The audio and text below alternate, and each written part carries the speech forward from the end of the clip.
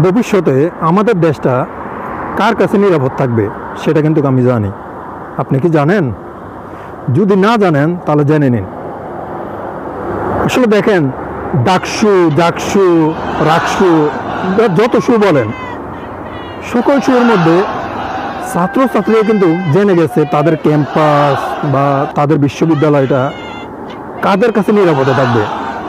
তাদেরকে সিলেক্ট করেছে তারা, তাই না? তারা হচ্ছে কি? ছাত্র শিবির। বা এটা খুবই সহজ অঙ্ক। তারা যদি মেধাবী হয়, তারা জানে ছাত্র শিবিরের কাছে তাদের ক্যাম্পাসটা নিরাপদে থাকবে, তাহলে খুব সহজ অঙ্ক। ভবিষ্যতে আমাদের বাংলাদেশটাও জামাতের কাছে নিরাপদে থাকবে, তাছাড়া অন্য কারো কাছে নয়। তাই এখনো সময় আছে, দাঁড়িপাল্লাকে ভোট দিয়ে জামাতকে জয়যুক্ত করুন, শুধু দেশটা নিরাপদ রাখার জন্য।